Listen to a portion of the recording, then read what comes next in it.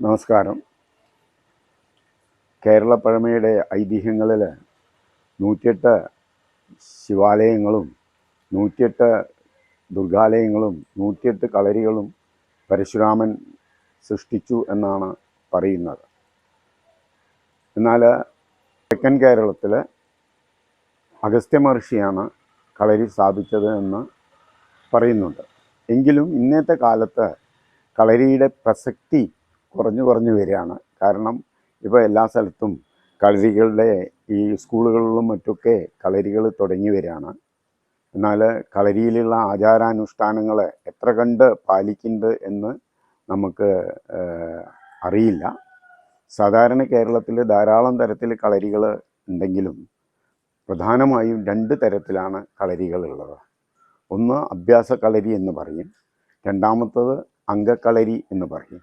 42 അടി നീളവും 21 അടി വീതിയുമുള്ള കളരി, അതായത് കുഴിക്കളരിയോ അല്ലെങ്കിൽ തറ കെട്ടി കളരി ഉണ്ടാക്കുകയോ ഒക്കെ ചെയ്യുന്നതിന് തറക്കളരി അല്ലെങ്കിൽ കുഴിക്കളരി എന്ന് പറയും.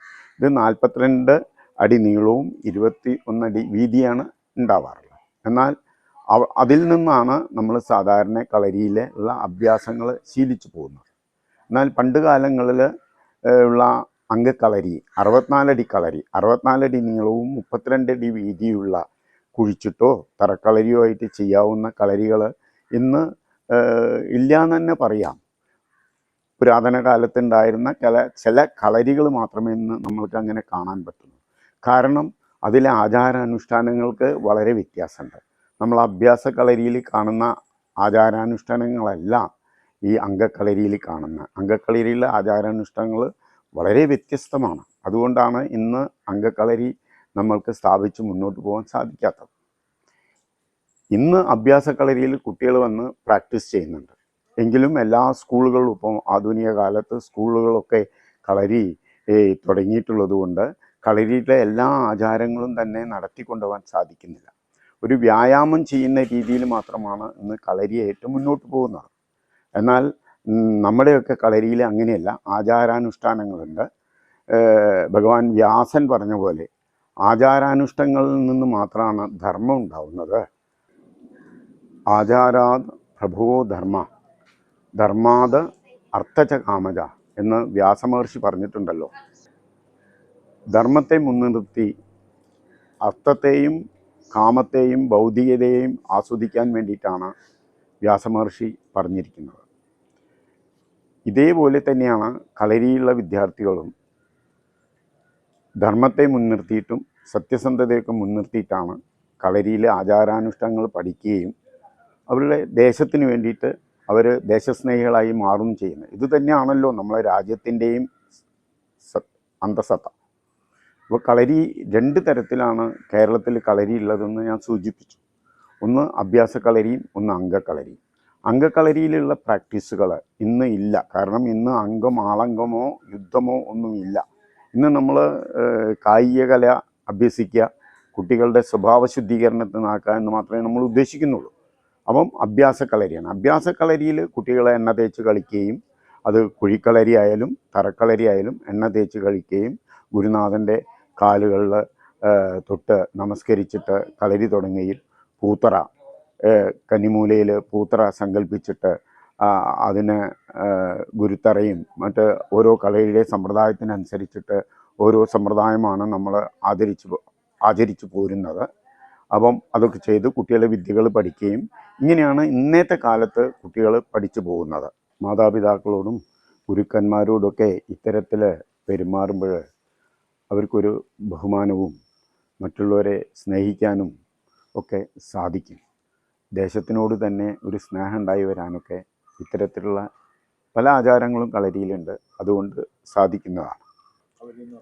കളരി എന്ന് പറയുന്നത് തന്നെ ഗളൂരിക എന്ന ഒരു മൂർത്തിയെ, ഒരു ദേവിയെ പ്രതിഷ്ഠിക്കുന്നതുകൊണ്ടാണ് കളരി എന്നുള്ള പേര് തന്നെ വരാൻ കാരണം. എന്നാൽ ഇന്ന് ഗളൂരികയുടെ ആചാരാനുഷ്ഠാനങ്ങൾ അറിയുന്ന കളരികൾ വളരെ ചുരുക്കമാണ്. അതൊക്കെ തന്നെ നമ്മളിൽ നിന്ന് മറഞ്ഞു പോവുകയാണോ എന്നാണ് ഇപ്പോഴുള്ള സംശയം. കളരിയിൽ ധാരാളം ദേവതകളെയും ഒക്കെ പ്രതിഷ്ഠിച്ച് ആരാധിച്ചു പോരുന്ന ഒരു സമ്പ്രദായമാണ്. 21ഓളം ഗുരുക്കന്മാരെയും 21ഓളം മൂർത്തികളെയും അതിൽ പ്രതിഷ്ഠിച്ചിട്ട് ആചരിച്ചു പോരുന്ന സമ്പ്രദായമാണ് കളരിയിലുള്ളത്. നമ്മളെ കളരിയിലൊക്കെ തന്നെ ധനുർവേദ ബ്രഹ്മദേവതയാണ്. അത് തുടങ്ങുന്നത് തന്നെ ശിവശക്തിയ പാരമ്പര്യക്രമാൽ ഗുരുനാഥന്മാരെ ഇങ്ങനെ സ്വീകരിച്ചു പോരുന്ന ഒരു സമ്പ്രദായമാണ്.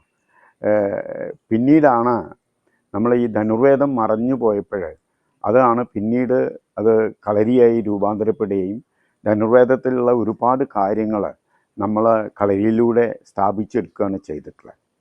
പൊതുവേ പണ്ട് കാലങ്ങളിൽ ഉണ്ടായിരുന്ന കളരികൾ മറഞ്ഞു പോവുകയും എന്നാൽ ഇതിന് ശേഷം ആധുനിക കാലത്ത് ഫ്യൂഡൽ വ്യവസ്ഥതയിൽ ഫ്യൂഡൽ കാലഘട്ടത്തിൽ കളരികൾ നിലനിന്നിരുന്നു.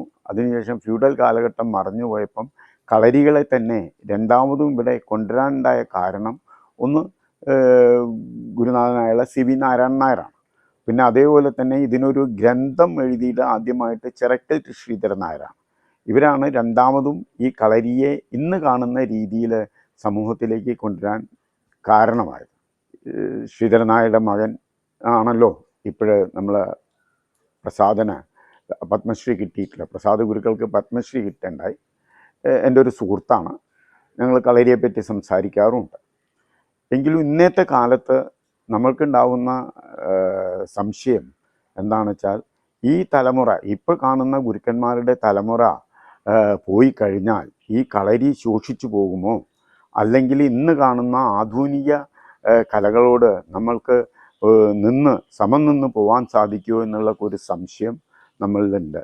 അതുകൊണ്ടാണ് ഈ കലകളിലുള്ള അഭ്യാസങ്ങൾ നഷ്ടപ്പെടാതെ ഇതിന് രണ്ടാമതും അതിനൊരു പുത്തൻ ജീവൻ നൽകിക്കൊണ്ട് നമ്മൾക്ക് ഇതിലുള്ള നഷ്ടപ്പെട്ടു പോയ അടവുകളെ മുഴുവൻ മുന്നോട്ട് കൊണ്ടുവന്ന് ഇതിനെ രണ്ടാമതും നവീകരിച്ച് കുട്ടികളിൽ നല്ല ഊർജം കൊടുക്കുകയും ഈ കളരിപ്പയറ്റിനെ കൊണ്ട് ഇന്ന് ലോകത്തിലുള്ള എല്ലാ ആധുനിക ആയോധന കലകളെയും നേരിടാൻ ഇവർക്ക് സാധിക്കണം. അതിനാണിപ്പം നമ്മൾ ഒരുമ്പെടുന്നത്. അതുകൊണ്ട് പണ്ടിട്ടുള്ള ചില സമ്പ്രദായങ്ങൾ നമ്മൾ രണ്ടാമത് കൊണ്ടുവരികയും അതിലുള്ള അടവുകളും മറ്റും കുട്ടികളെ ശീലിപ്പിക്കുകയും ചെയ്യണം എന്നാണ് എൻ്റെ ഒരു അപേക്ഷ.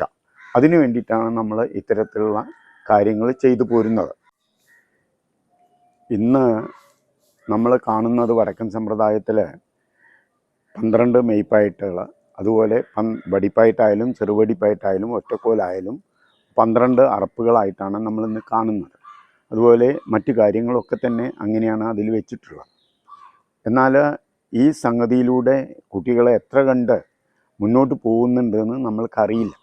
ചില കളരികളിൽ തന്നെ മെയ്പ്പായിട്ട് തന്നെ 4 വരെയോ 5 വരെയോ പാർച്ചക്കാല് വരെയോ അല്ലെങ്കിൽ പിന്നെ പാർച്ചക്കാല് വരെയോ തച്ചുവളയിലോ വരെയോ എടുക്കാം. തഞ്ചം പയറ്റിലേക്കൊന്നും കുട്ടികൾ കടന്നു പോകുന്നതായിട്ട് കാണുന്നില്ല. അതുപോലെ തന്നെ ഇപ്പോൾ വടി പയറ്റാണെങ്കിൽ, കെട്ടുകാരി പയറ്റാണെങ്കിൽ ഏകദേശം ഒരു 5 or 6 അറപ്പ്, 12 അറപ്പും തന്നെ അവർ പയറ്റി കാണുന്നില്ല. അതുപോലെ തന്നെയാണ് മുച്ചാണം ഏകദേശം വട്ടം ചേർന്ന് വെട്ടുന്നതോട് കൂടിയിട്ട് മുച്ചാൻ്റെ കളി സ്റ്റേജുമിലായാലും മറ്റും അവസാനിപ്പിക്കുകയാണ്.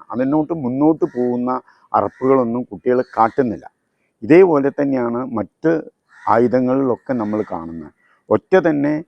ഒറ്റക്കോല് തന്നെ പയറ്റുന്ന ഭൂരിപക്ഷം കുട്ടികളും പയറ്റുന്നത് 4 അറപ്പ് വരെയാണ്, അല്ലെ 5 അറപ്പ് വരെയാണ്. 12 അറപ്പുണ്ട് ഒറ്റക്കോല്. അതിൻ്റെ കള്ളക്കോലുകളുണ്ട്. അപ്പോൾ ഒരു കുട്ടിയെ പഠിപ്പിച്ചെടുക്കണമെങ്കിൽ ഇത്തരത്തിൽ നമ്മൾ ആത്മാർത്ഥമായിട്ട് ഗുരുക്കന്മാരവരെ പഠിപ്പിച്ചു കൊണ്ടുവരണം. കാരണം ഇന്നത്തെ ഗുരുക്കന്മാരുടെ കാലശേഷം ഈ അടവുകളൊക്കെ നിലനിൽക്കണം. എന്നാൽ ഞങ്ങളുടെ സിലബസിൽ ഇത്തരം കാര്യങ്ങളൊന്നുമല്ല പറയുന്നത്. ഈ ഒറ്റക്കോലിൻ്റെ കാര്യങ്ങളൊക്കെ പറയുന്നത് ഫുള്ളായിട്ട് പറയുന്നത് പയ്യോർമല സമ്പ്രദായത്തിലാണ്. പയ്യോർമല സമ്പ്രദായം എന്ന് പറഞ്ഞാൽ നമ്മളെ കൊയിലാണ്ടി വടകരേൻ്റെ ഇടയ്ക്കുള്ള ഒരു സമ്പ്രദായമാണത്. പുല്ലരിക്കൽ ഗോവിന്ദക്കുറുപ്പായിരുന്നു അതിൻ്റെ ഒരു ആചാര്യൻ. ഈ കഴിഞ്ഞ കാലത്ത് അദ്ദേഹം മൺമറഞ്ഞു പോയി. അപ്പോൾ അവർക്കൊക്കെ ഈ ഒറ്റക്കോല് ഫുള്ളായിട്ടുണ്ട്. മനസ്സിലായോ? നമ്മൾക്കൊക്കെ ഉള്ള പ്രാധാന്യം ഉണ്ടായിരുന്നത് വാളും പരിചയിലായിരുന്നു. പിന്നെ പൊന്തിയായിരുന്നു. പൊന്തിയും പരിശയും പയറ്റ, അയമം പയറ്റ എന്ന് പറയും. പൊന്തിയിലുണ്ടായിരുന്ന പയറ്റായിരുന്നു. വാളുകൊണ്ട് ചെയ്യുന്ന എല്ലാ കാര്യങ്ങളും പൊന്തി കൊണ്ട്, ഒരു വടി ചൂരലാണ്, ആ ചൂരൽ കൊണ്ട് തന്നെ ചെയ്യാൻ അന്നത്തെ ഉത്കൃഷ്ടരായിട്ടുള്ള അന്നത്തെ വലിയ വീരന്മാരായിരുന്ന ആളുകൾക്ക് സാധിച്ചിരുന്നു. വടക്കേ മലബാറിൽ പൊന്തിപ്പയറ്റുണ്ടായിരുന്നു. ഞങ്ങളെ സമ്പ്രദായത്തിൽ പൊന്തിയുണ്ട്. പൊന്തി എങ്ങനെയാണ് കെട്ടുക, പൊന്തി എങ്ങനെയാണ് ഉണ്ടാക്കുക എന്നൊക്കെ നമുക്കറിയാം. അപ്പോൾ ഇത്തരത്തിലുള്ള അതേപോലെ ഉള്ള ചില മല്ലുകൾ, ബാലി സമ്പ്രദായത്തിലുള്ള മല്ല്, ഭീമൻ സമ്പ്രദായത്തിലുള്ള മല്ല്, ഇത്തരം കാര്യങ്ങളൊക്കെ ഇന്നുണ്ട്. ആ കാര്യങ്ങളൊക്കെ നിലനിർത്തി കുട്ടികളെ നമ്മൾ വീണ്ടും പരിശീലിപ്പിച്ച് കൊണ്ടുവരികയാണെങ്കിൽ, ഇന്നിപ്പോൾ അധികവും നമ്മൾ സ്റ്റേജിൽ പയറ്റാൻ വേണ്ടി മാത്രമാണ് കുട്ടികളെ പ്രയത്നിച്ച് പഠിതാക്കളാക്കി മാറ്റുന്നത്.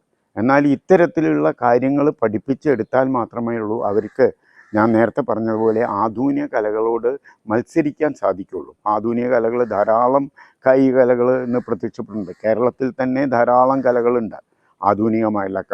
വലിയ ഞാൻ കഴിഞ്ഞ പ്രാവശ്യം പറയുകയുണ്ടായി, ആധുനിക കലകൾ മുയ്ത്തായി, കരാട്ടെ, തൈക്കാണ്ടോ ഇങ്ങനെയുള്ള കുങ്ഫു ഒക്കെ വന്ന് ഇവിടെ നന്നായിട്ട് പ്രചരിക്കുകയുണ്ടായിട്ടുണ്ട്. എന്നാൽ നമ്മളെ കളരികളിൽ ഇത്തരം അഭ്യാസങ്ങൾ ഉൾപ്പെടുത്തിയിട്ട് കുട്ടികളെ പഠിപ്പിക്കുകയാണെങ്കിൽ നമ്മൾക്കും ഈ നമ്മളുടെ ആചാരങ്ങളും അനുഷ്ഠാനങ്ങളും നിലനിർത്താനും ഈ കുട്ടികളെ നന്നായിട്ട് ഗുരുക്കന്മാർക്ക് പഠിപ്പിക്കാനും നമ്മളെല്ലാ കുട്ടികളും നമ്മളിലേക്ക് വരാനും, പ്രത്യേകിച്ചും ഇപ്പം ഒരു കുട്ടികളെ വിദ്യാർത്ഥികൾക്ക് സ്കൂളിലൊക്കെ ഇത് തുടങ്ങിയിട്ടുണ്ട്.